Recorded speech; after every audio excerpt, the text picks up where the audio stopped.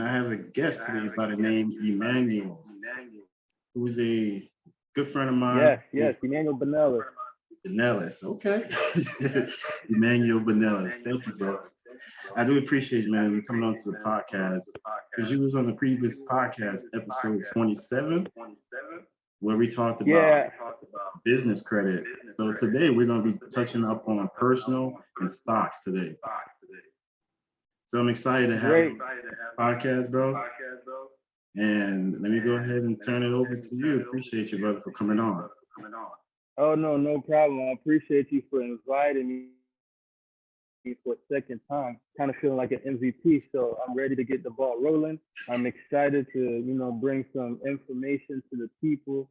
This is a think generational wealth, so I think the topics that we will be going over um, says it all in the title. So I'm ready. Whenever you're ready, let's get it going, All brother. right. Yeah, sure, man. No worries, man.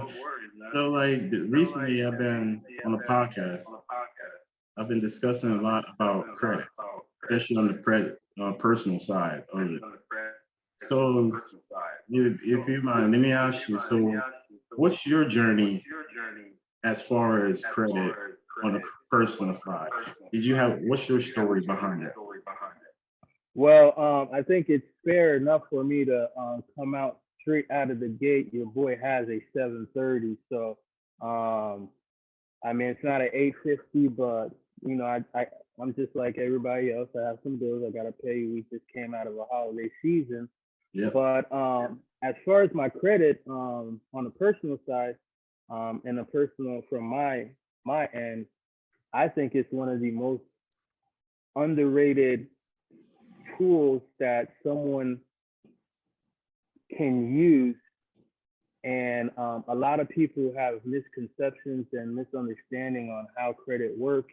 Right. And it's very, very essential, especially if you're trying to become an entrepreneur. And part of building wealth, you're going to have to leverage other people's money. We call it OPM. So a big part of that, a big component of that is your personal credit. Even if you need to eventually go on as an entrepreneur, transition into business credit, everything starts off with your personal credit before you can even enter into the business credit world. So I think it's very, very important, very, very vital.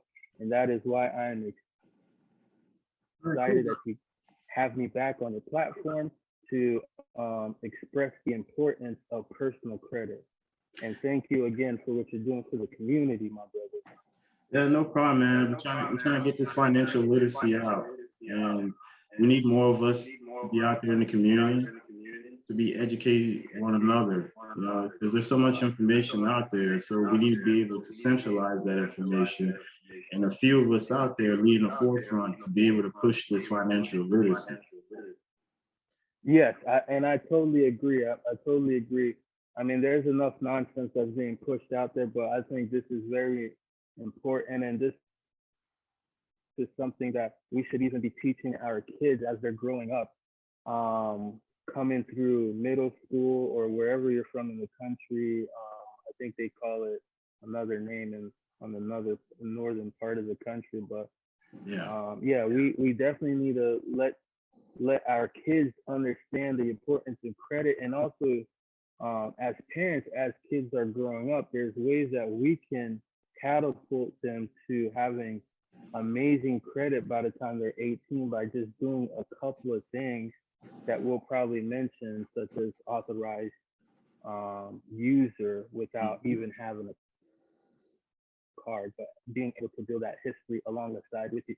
But if you're terrible with your credit already, and you're really horrible at managing money, and you can't pay your bills on time, please do not ruin your kids' credit by putting them on there. Just let them figure it out on their own. But if you're really serious about building your credit, there's ways that you can take advantage of it and help out your kids along the way. So when they're 18, they're going into the bank with 800s with a mix a mixed credit basket of things that's been paid off, that's been paying on time, and has nice payment history. So yeah, and length. Yeah, I agree with you.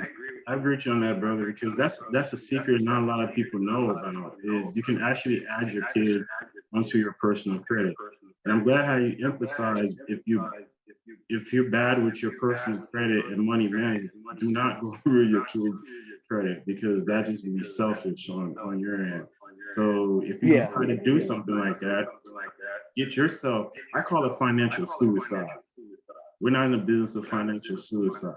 So that's very important that you elaborate on that. And I do appreciate you bringing that Yeah. up. For sure, for sure. Because in some parts of our community, sometimes folks use their kids' um, names to put up, certain bills that they don't care too much, and they know it's not going to affect them, but not knowing that's hurting the kid in the long run. Yeah. So I just want parents to be mindful with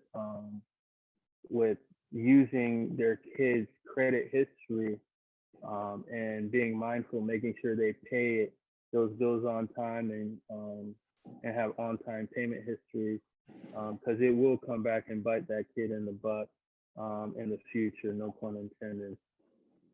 That's true. I remember a buddy of mine. He had a when he turned 18. He tried to apply for a credit card. He had like four light he had like four light bills. You see, I really didn't want to put it out there, but it is facts, man. I know a small segment of our community will do some things like that. So yeah, let's not set our kids up for failure. Right, But and first let's get ourselves right and get some repetition, because it is repetition to start paying bills on time, right. being responsible, building credit. It is a work. It's not something that's gonna happen overnight. So it is something that you're gonna have to work on. And once you're comfortable with yourself and you've noticed you've already jumped a couple of points and then you got a couple of cards in, then add your kids, because now you're at the point where you've already built it and you're most likely you're gonna want to sustain it. So at that point, I think it's a good time to add your kid. I wouldn't add a child on a credit card unless, on my credit profile, unless I'm around 720. Because once you're in the 700s, it's usually that person understands the importance of having credit and keeping it. So yeah. Yeah, that's true, bro. I didn't add my daughter to my credit profile till hit about I think about 770, 780, something like that. And that's only going to help her. She's 15 now. So as she, 3 years from now, when she turns 18, she's going to be able to have a credit profile that's going to be in good, that's going to be in good health. Oh yeah, yeah. She'll be competing with people that are 30 years old with a full time job and probably pay one car off and have a couple of credit cards. So she'll be ahead of the game, and that's what we need. It's bad enough that there's been so many systemic things in this country that's held us back. So anything that we can do to push the future generation ahead and give them a step forward in their life, really like cared about me. I mean, there is a famous quote that I love. It's like, the tree that you're sitting under and taking shade, it took somebody from yesterday to plant it so it could be today, so you Right. can enjoy that shade. So we got to start somewhere. We had lost you a little bit, bro. So I think I caught towards the end of the thing. Uh, Say that again. and we had lost you a little bit. But Okay. all right, cool. So you mentioned earlier about others people's money. Can you give an example of what would be, someone who don't know, like they came in and say, I want to be able to scale. What's this other people's money? Okay, so other people money, which is a term OPM that is used in the financial world, is basically being able to leverage someone else's money to purchase something else. So everyone experienced a house or lived in a house, or whether you're renting or whatever, that mortgage that's on that house, that's not your money. Like most people can't go to the bank and pull out. I think the average house right now, with everything that's going on, is about 300,000. Right. No one can go. Not many people in this country can go into the bank, go get 300,000, and go to their realtor and say, yes, I want that house, and I'm going to pay for it cash. Right. So a mortgage is a form of other people's money where you're able to go into the bank with your good credit or okay credit, depending on which kind of mortgage or which kind of mortgage program, FHA, all those different ones that they do have. And based on that, you're gonna give a deposit, maybe 10%, 3%, 20% if it's conventional mortgage. And say the house is 100,000, just for simple math, and I'm not that smart. Most likely the bank, the other person's money, they're gonna pay 80,000, and you're just gonna come in with your 20,000 to 20%. So you're using the bank or have $100,000 in the bank. It's a lot more cheaper for you to just borrow 80 Mm-hmm. and make small monthly payments, and then use the 80 that you have in your bank and put that towards other assets that will be paying you. So that's why you want to use other people's money, because it frees you up, it keeps you liquid, and money is so cheap right now that it almost pays for itself if you're able to get in, if you're able to recognize value, because you could always overpay for things and be upside down on certain things. I don't want to go too in depth on that, but that's pretty much what other people's money. So a credit card, that's not your money, but you're able to use that. That's other people's money. And then you make the monthly payment. So that's what I meant by other people's money. Awesome. Thank you, bro. So thank you for touching on that. Now, what about when you hear, certain gurus out there that say, hey, you should not use credit, pay cash for everything. What's your thoughts on that? I mean, there's there's cycles where certain points in your life where you're gonna want to have cash on hand, and Mhm. there's some times that you're gonna want to be paying off things because maybe you don't have that much income that's going to come in. You could forecast that far ahead, and it's probably best for you to pay off some bills, because that's just one less monkey on your shoulder that you have to pay every month. So I think what's important, there has to be a balance. Certain things it's worth to like just pay it off and pay cash, but Mhm. certain things like really large purchases, I think using credit is smart. I know there's a lot of people that are subscribed to the Dave Ramsey, no, all credit is bad, but there's some people that subscribe to the likes of Grant Cardone, that's like borrow as much money as possible and buy as much assets. So I think there's a balance. I don't think either or is wrong, but I don't think either or is right also. I agree. And especially when it comes to scalability, you're going to need to be able to use other people's money. You're not going to be able to use all your cash because eventually you're going to run out of cash. That's not, Exactly. yeah. So that's not And how. it's also not a smart way to leverage, and it's also not a smart way to what's the word I'm looking for? Expand your business, or there's another really cool word. It's gonna come to me, but yeah, you should get the point. Yeah, I go. You got it. Scale. You can't scale with your own money, basically. You Right. could scale with other people's money, because if you have 300,000, you buy one home, you just have one home. But if you are able to have 300,000 and put 20% down, now you can go out and get 6 to 8 homes at 20% out of that 300. So you're able to scale a lot faster and a lot wider. Yes, sir. Yes, that's a good point there, and especially that math that you talked about. You know, you go in there, you can buy one home, 300 up, 300K, or you can buy 6 homes and be able to scale. And then you're getting some passive income. So like I said, everything is to each his own. But if Yeah. you're in the grand scheme of things, you're looking at scalability. It's not going to work if you don't use other people's money, which then you really need to make sure you have a great, strong credit profile. Yes, yes, absolutely. Great credit profile, and understand that, with any investment or anything that there is some risk. So you also have to be financially responsible, making sure that you're not borrowing over your head. So things like 2008 don't happen, where folks were, when money was cheap and the lending guidelines were a little bit loose, people were just going out and getting houses. And when they were getting houses, yeah, they were getting cheap mortgages, but they weren't reading the fine print. Is that a fixed mortgage or is that a variable one?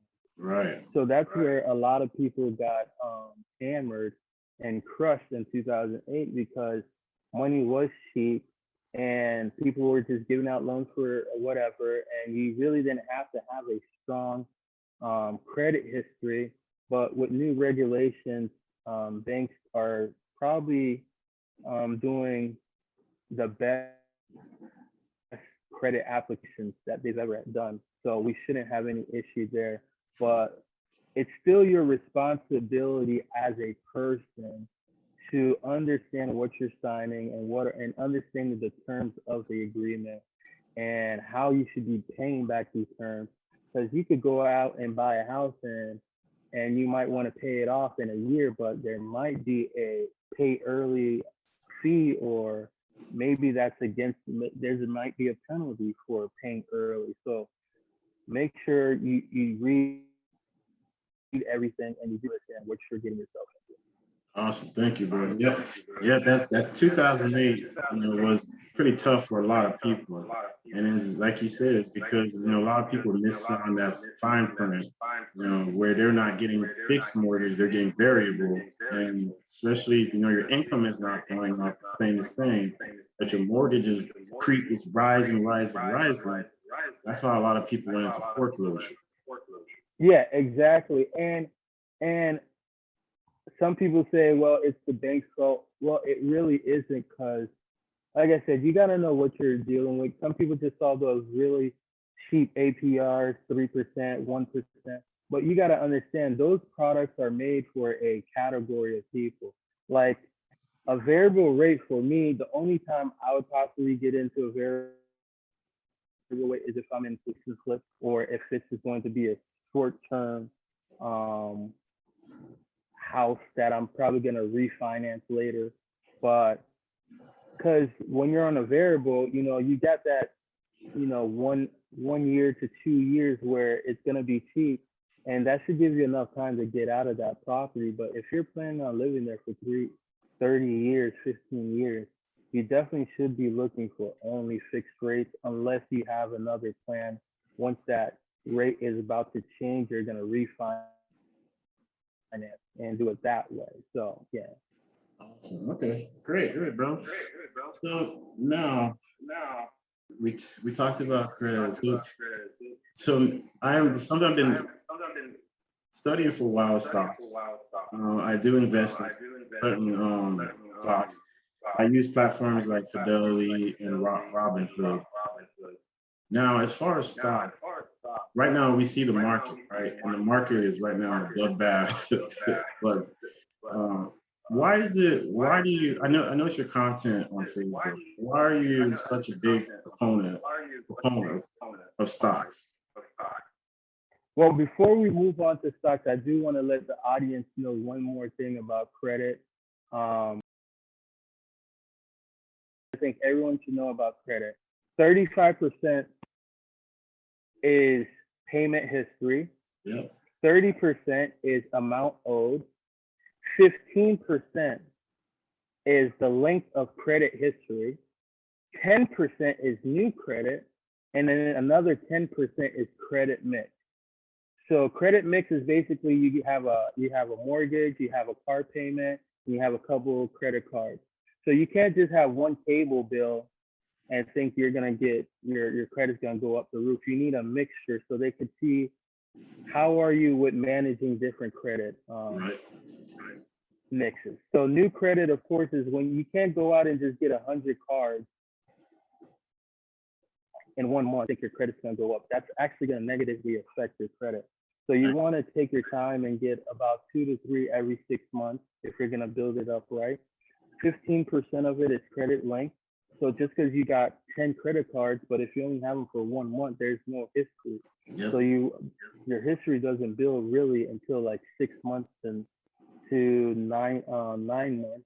That's usually around those times they'll even offer you for to increase your credit.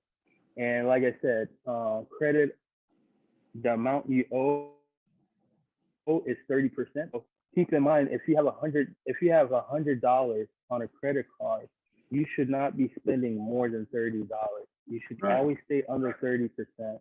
And of course, payment history, just pay your bills on time. So I just wanted to get that out there because I think that's a very important breakdown of the FICO score, which is what the credit is based on. So your audience can have a better understanding of what they should be looking at and what they should be taking care of. Good. Thanks for touching that out because I've done episodes on this in the past on those, and within that, right, the biggest one I think is your payment, like your payment history. Like my goal, anybody listening to this podcast, you want to make sure you keep your payment history at least 100%, because that's where it's going to show you are a responsible borrower. And then when you have those credit mix like mortgage, car loan, student credit cards, that helps too because now you're able to handle different trade lines, right? And the one thing too you touched up on is the under 10% rule. I say 5%, and the reason I say that is because that at least keeps your expense down, right? You can be able to use that other 5, you can be able to use that other 5% to grow wealth, invest in stocks, or invest in crypto or whatever you want to invest in. So you have that other 5% cushion, like, and then you're able to invest and make moves. So for me, is I say, standard rule is like, let's say you have a credit limit of $100, you shouldn't use more than 10%, which is like $10, right? I would say don't use more than 5, just use 5% and take that other 5% and invest. Well, you could go up to 30, but if you really want to hit those high 700s to 800s, you should probably stay under the 10%. Yep. That's how. So if you want to really grow your credit score, really keep it under 30% is standard, which is good. But I think if you really want to stay on that high 700-800s, you want to keep it at least under 10%. And then it's all about cash flow. Yeah, exactly. Right. So good, man. So now I know you like stocks. I know you're big into stocks. One, so like I said, see the content you post. What really got you into stocks as another avenue to really grow your wealth? Well, the gateway drug for me and on generational wealth was, I always have to give credit where credit is due, is Robert Kiyosaki, Rich Dad Poor Dad. Yep. And understanding, and one of his greatest book that I think is undervalued is the 4 quadrants, where he talks about, I'm always focusing on getting on the right side of the quadrant, but on the left side, on the very top left corner, you have employee, and then on the bottom you have self-employed, and then on the right side that everyone in life should be trying to go towards is business and investing. So when I look at the stock market, a stock, technically you are purchasing pieces a small percentage of that business as an investor. And if you're purchasing a small piece of that business, that also makes you a business owner. Because anyone that's going to purchase a business, you have to do your due diligence. You're going to have to understand some of the fundamentals, how much debt is on hand, what are the revenues, what was the earnings report, what are the projections, forecasts, what is the competition doing. So that all, by just doing simple research like that, that's also going to make you a better business person when it's time for you to transition to launch a business for yourself. So it was one of those things like kill two birds in one stone. And also, this is the cheapest way to get the smartest people in the world to work for you. Like I could say I have likes of Steve Jobs or Mark Zuckerberg or all these big Fortune 500 companies, they technically work for you in your portfolio. Whatever good they do, it's going to reflect in your portfolio. So that's why I think owning stocks is a very, very component in building generational wealth. And this is something that you can pass on. And if you hold it long enough, it can be a tax savings for you also. So that's why I'm gun ho on stocks. Stocks wasn't something that was introduced to me at a young age. Keep in mind, I'm an immigrant from Haiti. I'm a first generation immigrant. So my parents were just focused on learning English and just trying to get a job and work and putting a roof over our heads. So once I got this knowledge and got a taste of, oh, what is stocks and what it can do, I haven't looked back. So let me ask you, bro. So you mentioned long term. So stocks is not a get in and get out. Why are you emphasizing the long term? Well, stocks, it depends. I mean, there are people that are day traders. Those are the people that are in and out of stocks within the day or within a couple of hours or even a couple of minutes. But for the most part, I think people should really be focusing on long term, holding stocks for long term, buying quality companies that they can see themselves holding for 5 years minimum, but 10, 20, 30 years.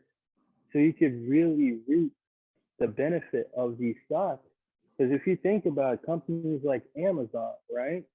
When they first IPO or when they first, which means when they came onto the scene into the market, you could have probably purchased that under $20. Amazon is trading right now. Imagine if you bought Amazon in 1999, right? For like $20, right? And you bought 10 of them. 10 times 20, that's $200, right? Right. Right now, Amazon is trading north of $2,800. So that's why holding stocks that is generational wealth. And I don't care if you had a job in 1999 and you're still working there, you would not get the gains that Amazon would have given you. I don't care if you had a business, you would not get the gains that Amazon would have given you, or Microsoft, or Nvidia, or all these other big stocks. So long term is generational wealth, and a lot of people get scared when we have like corrections or small minor corrections. Those are times where you should be buying, not selling. The rule is buy low, sell high. But shares with Amazon. And right now, Amazon's trading at 2,800, right? North. So that means you'd be $28,000. So, man. Yeah, doing nothing. That's what you call money growing on trees. Like you plant the seed into Amazon, you buy, and then you just let it grow, and you set it and forget it, almost like a NutriWave commercial. So let's say someone, right now, the market is bad right now. what would you tell someone who's having that? I know you're not a financial advisor, but if someone came to you because you're big into stocks, they came to say, "Hey, Manny, should I just go ahead and sell? Like the roof is falling." Like how would like it's basically you would have to like curve it, right? Like keep it like keep the curves because this is a long-term game, and not a lot of people really have that long-term mindset when it comes to stocks. So they look at it as like, Yeah. is there that thin line between? Well, you got to think about.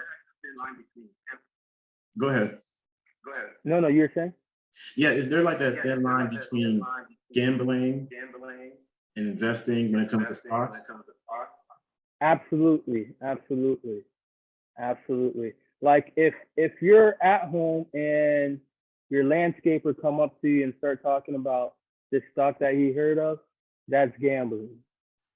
That's if your plumber is telling you about a stock that everyone else is talking about at work, that's gambling.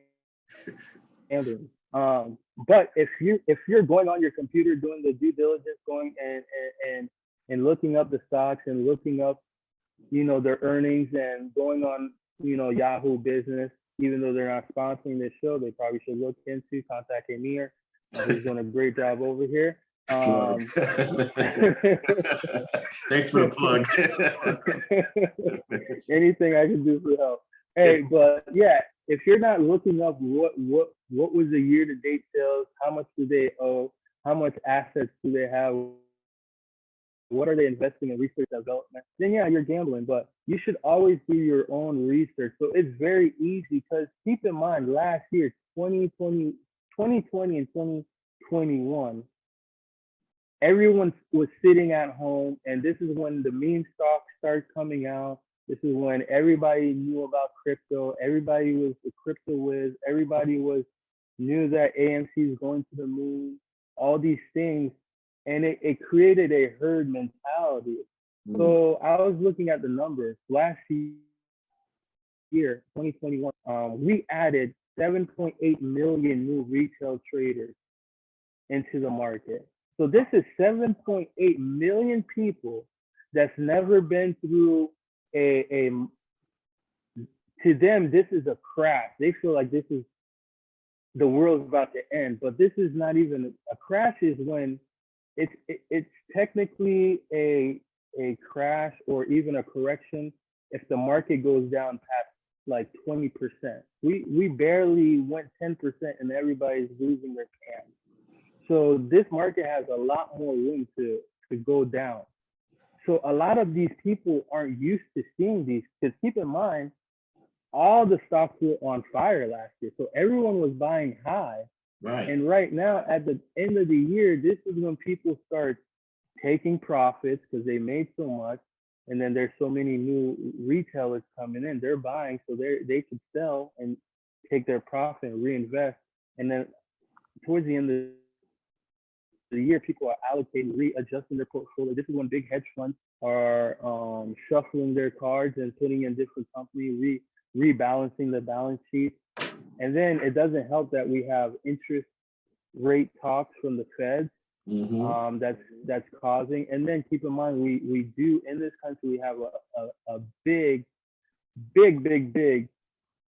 logistic supply chain issue, which I won't get into, which I kind of think it's done on purpose for other reasons, but it is what it is. And then we have all these geopolitical issues around the world, whether we're about to go into another Cold War with China, with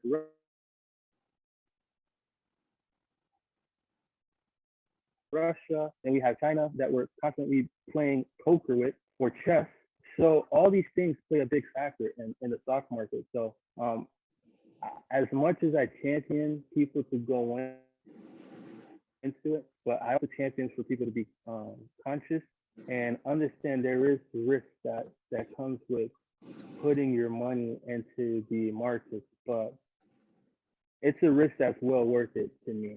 That's awesome, and thanks for sharing those numbers. 7.8 million. That's great. 7.8 million. So, and then that leads you to believe, are these people educated? When they're coming in, and like even stuff like dividend stocks. I've seen like, what's your thoughts on those? Because for example, I had a stock, I can't remember, I think it's Chase or something, and then they sent me, I have Robinhood, so they sent me a notification that they took that dot, like it was like a buck, and they reinvested it. But to someone Yeah. else, it's like, that's $1. That's all they pay me. Like, what do you think about that? Well, anyone going into anyone brand new that's coming into the stock market, and the first thing I tell them they should focus on is two type of stocks, ETF and also dividend stocks. The reason I love, absolutely love dividend stocks is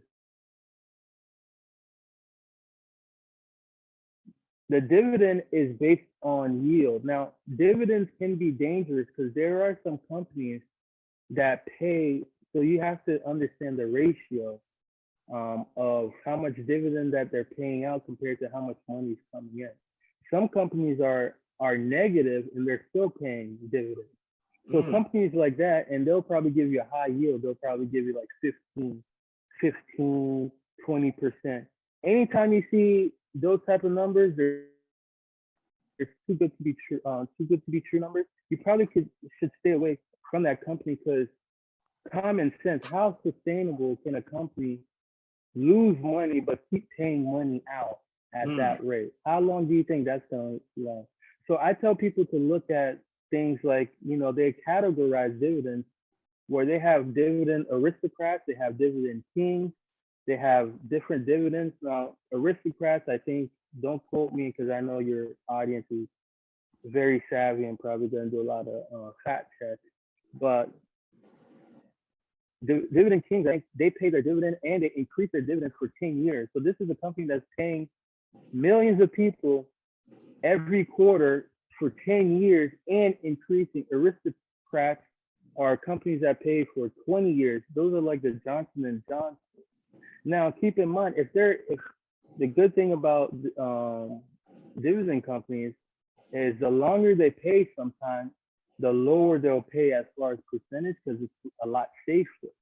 So with safety, you're probably going to make less. You'll probably make anywhere from 1 to 4%. But for the ones that are newer, they'll probably pay anywhere from 5 to 8%. Anything pushing outside of 8% is too good to be true, and you should really look into their books and see what else that they're doing with the money that's coming into the company.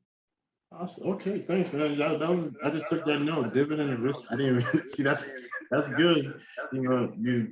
When you have someone that knows, that's why it's always good to learn. So appreciate. So now that gives me like that light bulb. Yeah. Aristocrat. So I need to look into that now. So now, as far as you mentioned debt.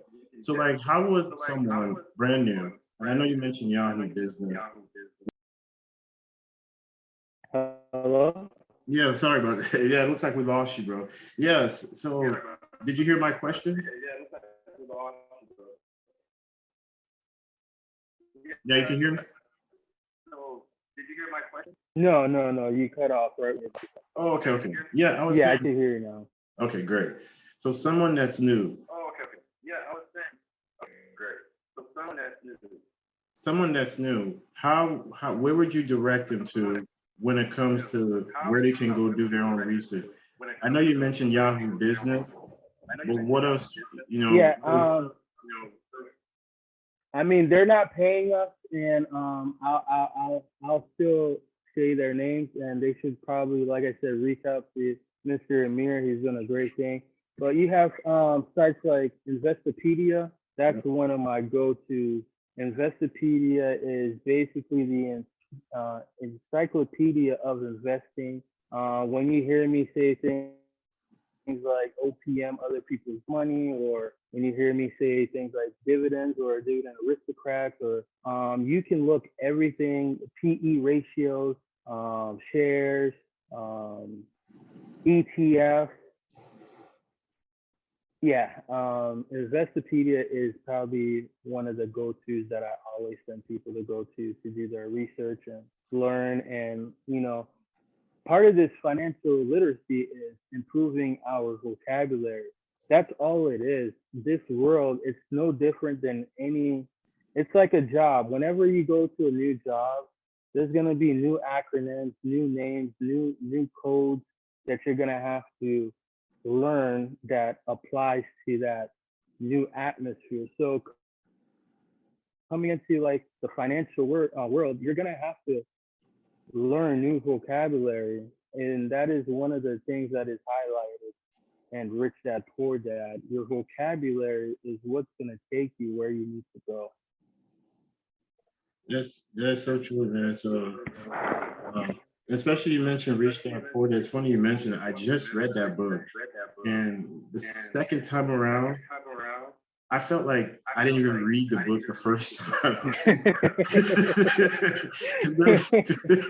I'm like, where did he say that? I didn't even, and then I'm listening to it on Audible. I'm like, I don't remember him saying that. So, Yeah. It's like when you buy a brand new car. As soon as you drive it on the highway, you start seeing it everywhere. But that's just what I mean. So you probably learned so much from the time when you first read it to now that when you hear certain things, it pops out more. It's more relatable. You have a deeper understanding, and it makes more sense. Rich Dad Poor Dad. I read Rich Poor Dad once a year. I stopped reading it. I throw it on the audio book, and I read the quadrant once a year also. which I was one? just the the four quadrant Rich Oh, yeah, Dad Poor okay. Dad the four shot. Yeah, I read that one every year, and I just finished the audio book. Yeah, because when you read those type of books, the first time you read it, it gives you that aha moment. The Right. second time you read it, it helps you put a plan together. And and the third time you read it, if you implemented anything that you had planned, then it really hits you to the core because you're living it. Right. So that's a big thing. So a lot of people just like information overload, but they don't process it and then they don't put it into action. It's processing it and putting it into action, and that's where your fruits will be bearing. Uh, that's such, yeah. And then the cash flow quadrant is another one. And there's one I just read that was a very good one. It was called the before you quit your job. Um, it was talking about he's talking about before you do quit your job and you go into entrepreneurship. It was like it was hard reality. Like he was just giving to you the realness of it. So Yeah, that's another one. If anybody listen to this, I would recommend too. So you have Rich Dad Poor Dad, which is the first. Then you have Cash Flow Quadrant, which is Rich Dad Poor Dad on steroids, and yeah, then yeah, and then you have that third one. So thank you very much for sharing these books with us, brother. yeah. And Of course, and one more I want to shout out, even though Robert's not paying us, but especially for the folks that are thinking of going into entrepreneurship. His tax-free one that is co-authored with his tax lawyer, yeah, that's an amazing, amazing one. I recommend people that have the tax-free one, the cash flow quadrant one, and rich dad poor dad. Those three are probably um, my top three books that I have to read at least once a year. well, I'm gonna take a look at that one, the tax free one. Yeah, because it's not about, coming into entrepreneurship, we all want to make money, but you also have to learn how to keep the money that you make, because if you don't, you will have a very, very, very expensive tax bill, and you'll be like, was it really worth it? Yeah, I think I was just Shaquille O'Neal. He has a saying. He says it's not, which is true. It's not really anything new, but what he said is, it's not how much money you make, it's how much you keep. So, so Yeah, absolutely. yeah. So as we begin to wrap up here, brother, I appreciate you, man, coming on to the podcast, man. Because one thing I always open the podcast with is appreciation and gratitude. So even for anybody that's listening, sorry for all the technical difficulties, but bear with us. We appreciate it. And then even for you coming on to a podcast, I want to give you your flowers, brother. You're doing, keep up the amazing work that you're doing. Check him out on Facebook. He's posting content constantly, whether it's credit, whether it's stocks. It doesn't matter. It's not about the likes. It's about the content you're putting out there. Because believe it or not, somebody's scrolling past and somebody's seeing it, and it's eventually, the light bulb will go up. So I do appreciate you, man. Keep up with the content. Don't give up. Like I said, even when it comes to the podcast, for me, it's not about 100,000 downloads. It's about really disseminating that information out there, and then just hoping somebody just consistency. you're gonna have to run that back again, brother. We lost you. Yeah. Sorry about that. Like I was saying, what sets us apart from everybody else as entrepreneurs and generational wealth thinkers is consistency. Because it's a lot of things that we do that people won't take notice and people won't give us props, but we are consistent and we know what is the goal and what is the mission. Right. So same to you. Keep up the good work with the podcast. Keep it going, because it's like Tupac said, he didn't know who's going to be listening, but he knows someone's going to listen, and that person will be the change that needs to come. So whether my posts, maybe they're not get as much likes or some do, but I know someone's going to see it and it's going to light a light bulb, and maybe that's going to change their projection or their trajectory for the future and for the generation. So we do appreciate you, and I appreciate you even inviting me back. Hopefully this episode goes platinum, and hopefully I was able to bring some value to your audience. And everybody can find me on Facebook at Emmanuel Bonnelus or LinkedIn. I haven't got into the Instagram world, but yeah, I appreciate you, brother. All right, cool, man. And to the quote, I always like to leave our podcast with a quote, and I think we already touched upon it, but I just want to reiterate it again. It's not about how much money you make, but it's about how much you keep. And that's based off of being financially literate. So appreciate you, brother. Thank you very much. And then to everyone, see you guys next week. Much love. Peace.